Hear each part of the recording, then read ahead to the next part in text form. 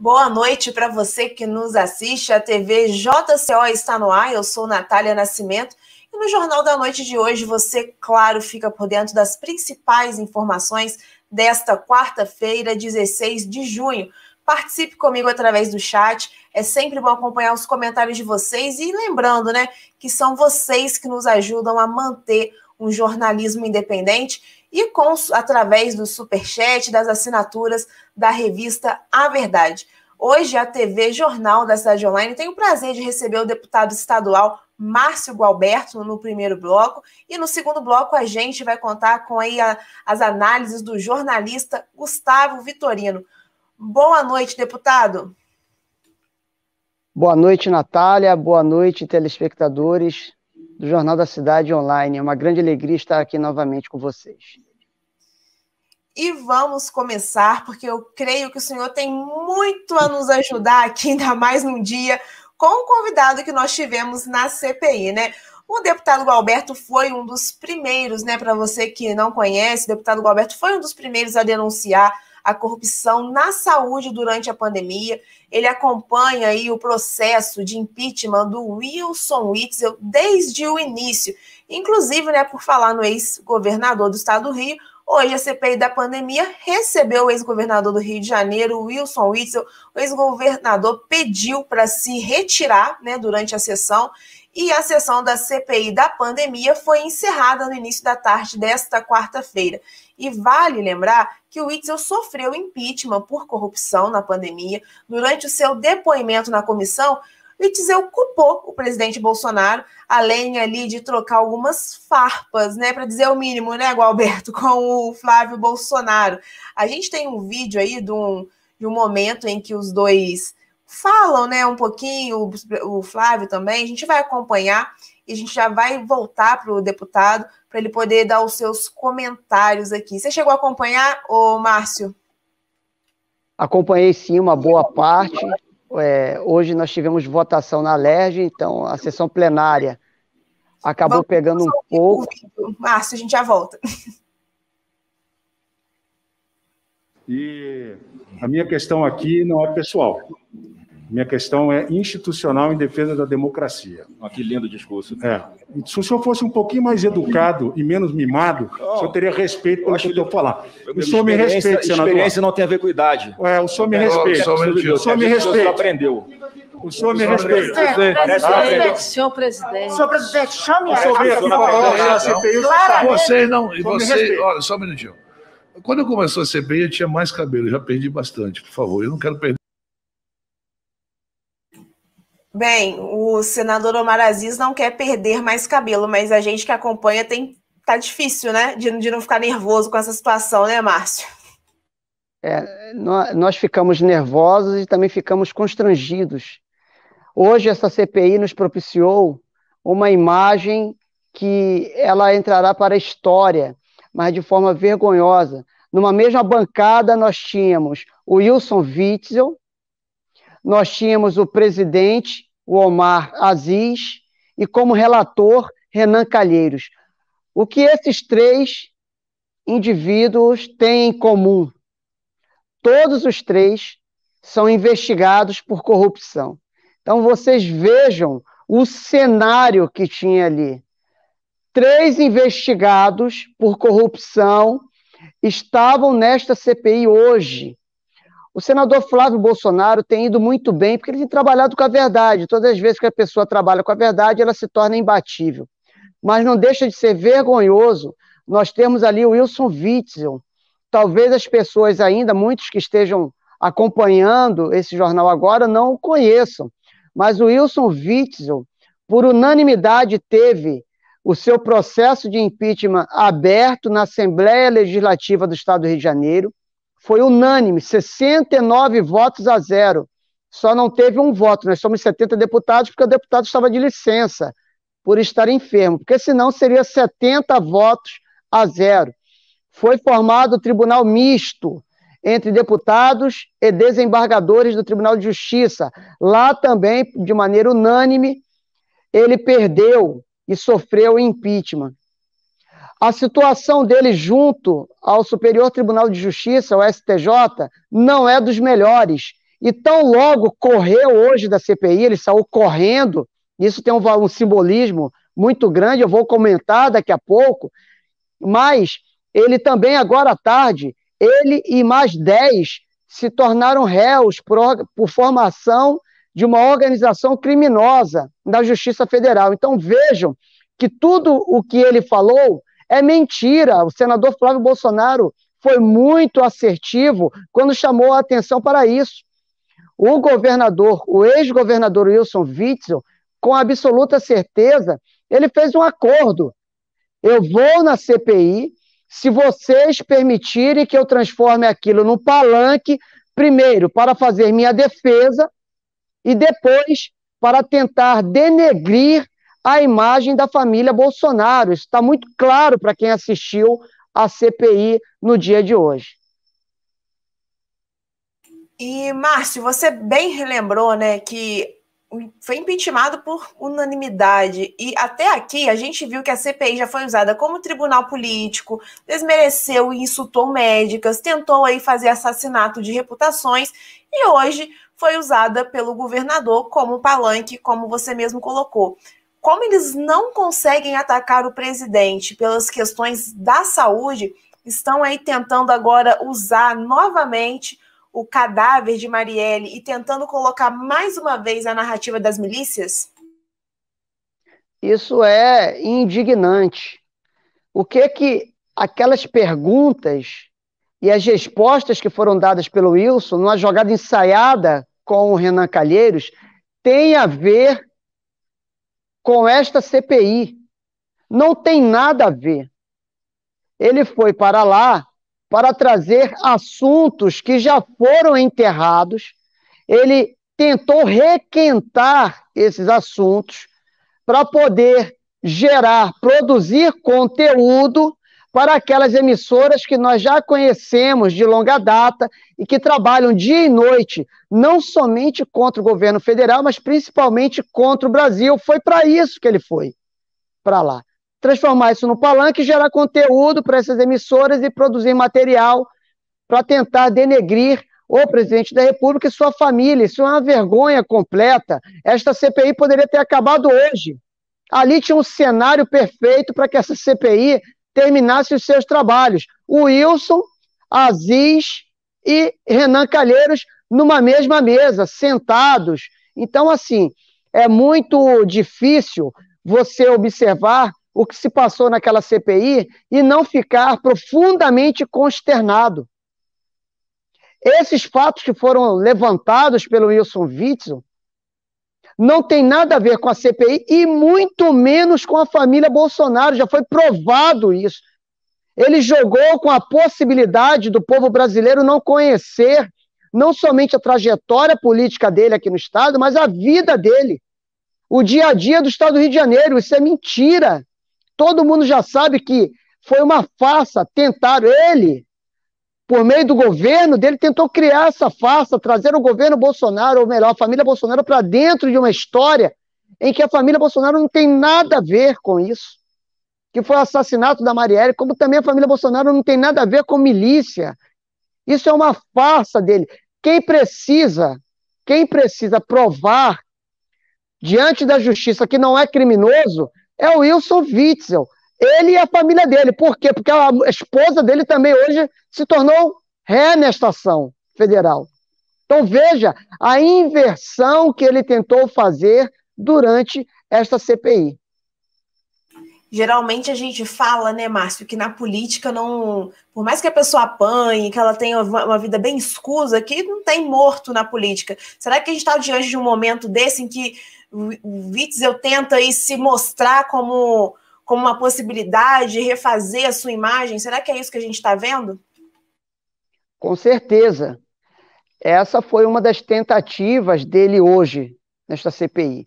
Se não fosse o senador Girão, se não fosse o senador Flávio Bolsonaro, ele poderia ter, na minha concepção, um mínimo êxito. Mas ele foi desmascarado, como mais uma vez o Renan Calheiros também foi desmascarado. A CPI deveria estar investigando o que foi feito com os bilhões de reais que foram enviados pelo governo federal para que se combatesse a Covid-19. Isso sim o povo brasileiro teria todo o interesse em querer saber. Mas não, chamam um ex-governador, dão para ele momentos preciosos, no instrumento que deveria ser considerado seríssimo, que é uma CPI, mas, em vez disso, dão palanque para que ele possa fazer ou tentar reconstruir a sua imagem, que não há, neste momento, a menor possibilidade disso acontecer. Por quê? Porque milhões de pessoas, milhares de pessoas, melhor dizendo, que faleceram nesse estado foram vítimas direta da corrupção existente no governo dele. E ele está sendo acusado de ter montado toda essa estrutura, de ser o líder de uma organização criminosa, que no momento de pandemia, que no momento de circulação de um vírus em nosso país, matando muitas pessoas, essa organização criminosa teve a ousadia de desviar bilhões, de desviar milhões de reais dos cofres públicos e, sem dúvida alguma, isso foi causa direta para o falecimento de muitas pessoas. Então, ele é responsável, sim. Era ele que deveria estar lá sentado respondendo essas perguntas. Ele e outros governadores, o filho do Renan Calheiros, por exemplo. E, Márcio, eu quero aproveitar um pouquinho a sua participação aqui, porque você, querendo ou não, é uma testemunha ocular que tem acontecido aí no Rio, ainda mais está dentro do cenário político, ali dentro da LERJ. O que você acompanhou ali na LERJ, principalmente com relação à pandemia, com relação a possíveis desvios? Tem algum fato que te marcou, alguma denúncia que chegou até você que te marcou nesse sentido? Foram vários fatos, Natália, que me marcaram e que continuam marcando, porque, infelizmente, as pessoas que morreram, elas não mais voltarão. Os seus parentes continuam sofrendo. E é muito duro saber que essas pessoas morreram, por exemplo, porque os hospitais de campanha não ficaram prontos. E não ficaram prontos e não foram construídos adequadamente porque o dinheiro foi desviado. Muitas pessoas morreram, Natália, porque os respiradores, os aparelhos, né, que foram comprados não serviam. E foram comprados com valores superfaturados. Muitos hospitais não foram equipados porque o dinheiro não chegou onde deveria. Porque no meio do caminho existiam corruptos fazendo parte dessa organização criminosa que pegaram esses recursos.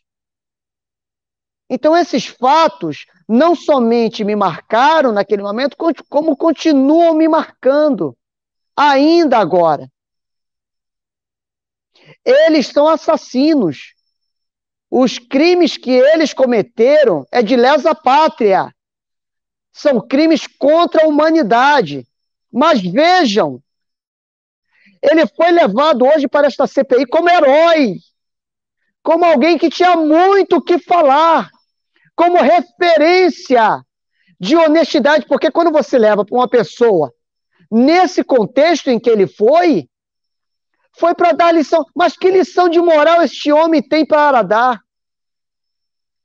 Alguém que é responsável direto pela morte de tantas pessoas.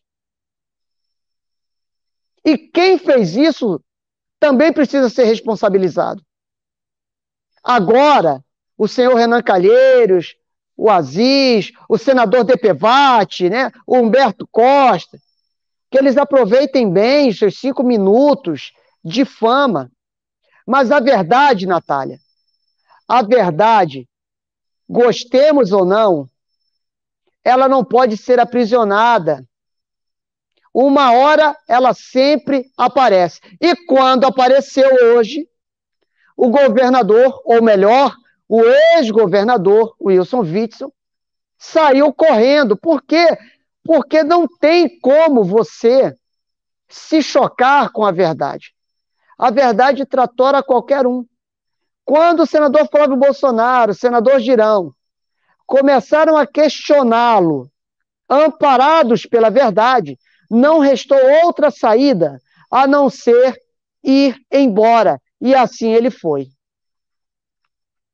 Márcio, o Wilson Witzel, ele chegou a falar, né, que ele foi impeachmentado porque tentou aí investigar a morte só porque ele foi impeachmentado só porque ele tentou investigar a morte de Marielle. Será que esse discurso ali que ele falou, porque ele falou, né, da Marielle, falou que investigaria se voltasse, fez um verdadeiro palanque.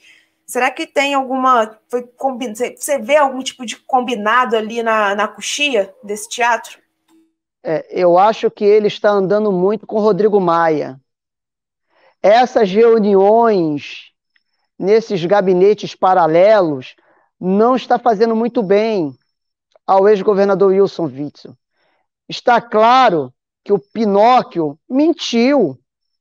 Ele começou a ser investigado pela própria Polícia Civil. Ele começou a ser investigado pela Polícia Civil. Então, ele dizer que a família Bolsonaro estaria por trás, manipulando todo o cenário, é uma grande farsa. É uma narrativa, Natália, habilmente construída, que foi combinada, eu não tenho a menor dúvida quanto a isso, mas que não se sustenta diante da realidade. Não se sustenta.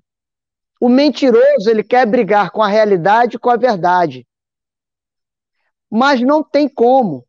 Então, diante dos fatos, diante da realidade diária do Estado do Rio de Janeiro, diante de tudo aquilo que nós acompanhamos, eu sou policial civil há 18 anos. Isso é mentira dele. Ele foi para aí para mentir. Ele sim deveria receber voz de prisão. É porque ele estava amparado por um habeas corpus.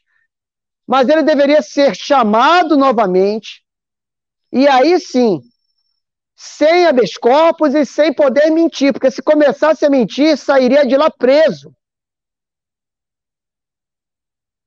E, Márcio, já tem se falado, né? Inclusive o senador Randolfo Rodrigues, junto com o Renan Calheiros ali, senador Omar Aziz, depois fizeram uma cobertura de imprensa, na cobertura de imprensa, eles falaram na entrevista à imprensa que provavelmente o Witzel será chamado novamente para uma sessão que não será pública, né? Será assim, somente com os senadores. Como que você enxerga isso daí também? Trágico. Como que você vai... esta CPI deveria ter a finalidade de dar a máxima transparência possível a tudo que é feito. Se isso não acontece, é mais um motivo para que ninguém leve a sério o que lá está acontecendo. Como que eles vão fazer uma reunião escondida? Como que eles vão fazer uma reunião em que nós, os maiores interessados, os cidadãos desse país, nós não teremos acesso? Qual é o medo? A quem interessa? Por que motivo eles não tornarão aquilo que estarão debatendo público? Quem não deve, não teme.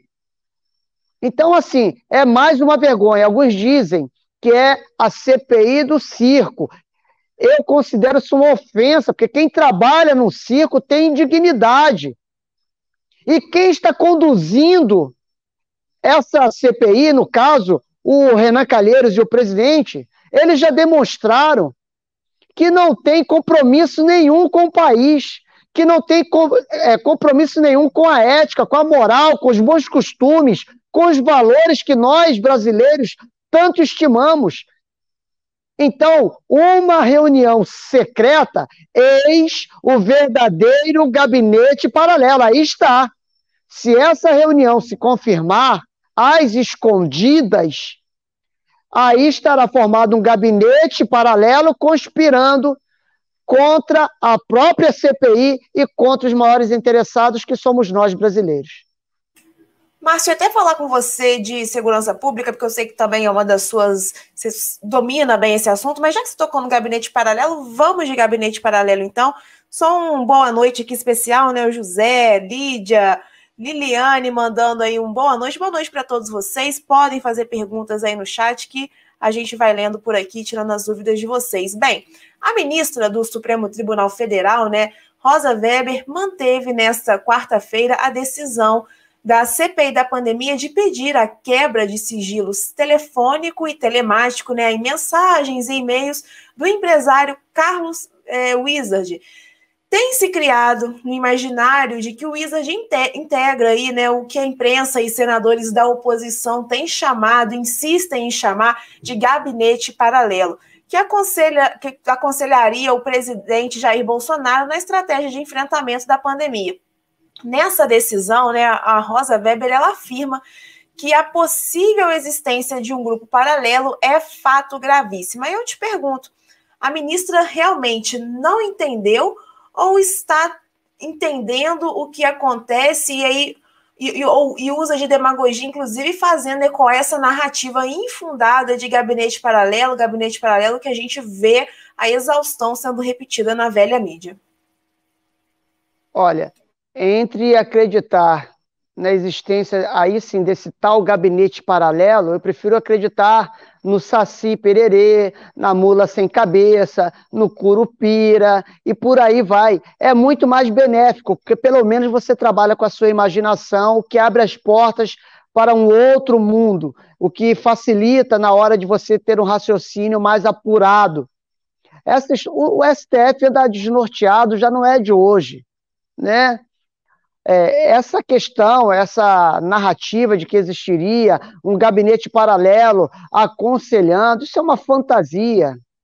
Além disso, aí sim o presidente da República, ele querendo o melhor para o seu país, para o seu povo, ele tem também todo o direito, ainda que ele quisesse ouvir um ou outro, qual é o crime? Qual é a imoralidade, a ilegalidade nisso? Mas daí você acreditar que existiria todo um gabinete paralelo, junto à presidência da República, conspirando contra o Brasil, formulando teorias e várias outras teorias de uma possível conspiração, isso é menosprezar a inteligência de cada cidadão desse país. Então, na minha concepção, é mais uma narrativa falsa, é mais uma versão do que fatos verdadeiros. Eu não tenho a menor dúvida quanto a isso. Márcio, vamos mudar um pouquinho de assunto, que eu quero ouvir você, né, como um especialista aí também dentro da área da segurança pública. Vamos falar agora do programa Vigia, né? De maio de 2019 a junho de 2021, o Programa Nacional de Segurança das Fronteiras e Divisas, Vigia, gerou um prejuízo de 3, bilhões de reais ao crime organizado, com a soma de drogas apreendidas e demais produtos, né, que são contrabandeados e ilegais. Também foram apreendidos prestem atenção, 120 mil maços de cigarro, mais de 2 mil armas, mais de 5 mil veículos, 470 embarcações, entre outros produtos ilícitos retirados do crime organizado desde maio de 2019. Pergunto a você, Márcio, é por isso que o narcotráfico quer tanto tirar Bolsonaro do poder? As ações do governo aí federal têm trazido prejuízos para a bandidagem? Eu não tenho a menor dúvida quanto a isso. A Polícia Rodoviária Federal tem batido recordes de apreensão, a Polícia Federal no mesmo caminho.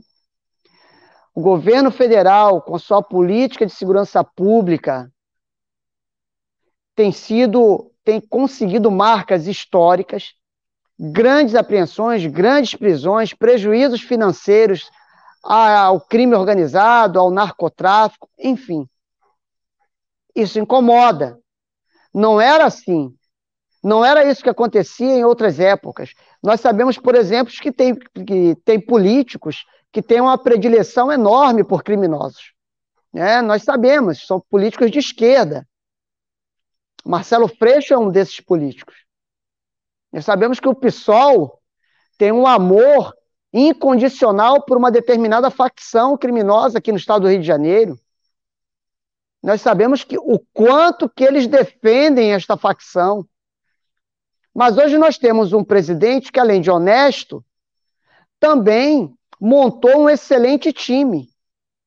E isso tem feito toda a diferença na área de segurança pública. Evidentemente que nós podemos e iremos avançar. E a presidência da República tem feito isso por meio dos órgãos de segurança pública, tem avançado bastante no combate ao crime. E incomoda. Hoje nós temos um presidente honesto, que não compactua com o crime, que jamais vai compactuar, por exemplo, com o desencarceramento de presos, que jamais vai compactuar, por exemplo, com a descriminalização e legalização de todas as drogas, como querem muitos políticos de esquerda. Então, uma vez que nós temos esse presidente pró-segurança pública, ele vai ser odiado. Por quê? Porque durante muito tempo nós vivemos, de certa maneira, numa cleptocracia, onde era bonitinho você ser ladrão, onde corruptos eram tratados como reis, onde traficantes são tratados, ou eram tratados, melhor dizendo, porque já não são mais, a partir do governo Bolsonaro, mas traficantes eram tratados como empreendedores. Vejam a que nível de absurdo nós chegamos. Mas esses discursos, Natália, continuam ainda pululando aqui e ali, dentro do mundo do universo esquerdista. Mas no que diz respeito ao governo federal, todo o aplauso nesse momento a tudo aquilo que as forças de segurança estão realizando. E, Márcio, uma última pergunta, né? Essas armas que a gente falou aqui, que foram apreendidas, e veículos, elas podem, inclusive, serem usadas no combate aos criminosos? Explica pra gente como funcionaria isso, se é possível, se não é possível. Depende das leis vigentes e de alguns acordos, não é mesmo? Na minha concepção, essas armas deveriam ser usadas pelas forças policiais. Por quê? Porque existem estados em que o crime organizado já possui, por exemplo, fuzis, e a maior parte dos policiais ainda não dispõem de tal armamento para combatê-los, ou por falta de recursos, ou por causa da burocracia que ainda existe na hora das forças policiais adquirirem esses armamentos, como fuzis. Então, uma vez que esse armamento foi apreendido, está em condições de uso, eu não tenho a menor dúvida de que esse armamento deveria ser repassado para as forças policiais usarem no combate no dia a dia. Aqui mesmo, por ocasião da Operação do Jacarezinho, essa operação que acabou com 27 possíveis criminosos mortos, a polícia levou, Natália, 1h30 para atravessar um beco. Eu vou repetir. 1h30 para atravessar um beco. Por quê? Porque os criminosos, que são tratados como vítimas da sociedade capitalista e burguesa, eles estavam com a R15, a R10, M16, AK-47, FAL, G3, submetralhadoras, pistolas e granadas. E existem muitas comunidades dominadas por traficantes que possuem aqui no estado .30 e .50. Ou seja, mas essa realidade do estado do Rio de Janeiro começa a se espraiar em algumas outras regiões, São Paulo, por exemplo. Então, nada mais justo que o policial esteja também muito bem equipado, e aí em todos os sentidos, com colete, mas também com armamento, em pé, pelo menos em pé de igualdade com os criminosos. Márcio, eu gostaria muito de agradecer pelos esclarecimentos, né? Quem está chegando agora, ele fez uma belíssima explicação com relação à CPI. O Márcio, o Alberto, que ele é deputado estadual pelo Rio de Janeiro, e ele acompanhou desde o começo, né, os principais desenrolados desvios, né, com relação às denúncias dos desvios na pandemia no estado do Rio. Márcio, não preciso nem dizer, né, que as portas estão sempre abertas para você voltar novamente. Muito obrigada pelas suas explicações aqui, viu? Olha, eu sou suspeito, mas vou elogiá-los novamente. Eu sou suspeito, mas eu quero fazer isso. Muito obrigado, com sinceridade, por vocês existirem. Eu estava aqui agora conversando, eu estou numa reunião, Natália, não sei se você conhece, com o Marcelo Rocha Monteiro, procurador, acho que já esteve aqui, o Roberto Mota, enfim.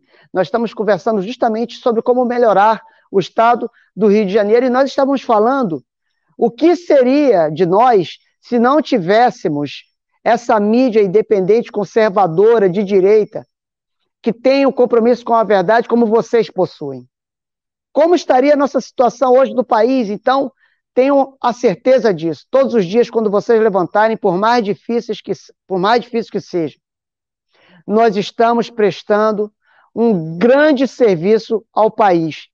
Então, que Deus os abençoe. Muito obrigado por esse convite e continuem avançando, porque vocês fazem bem a cada cidadão brasileiro.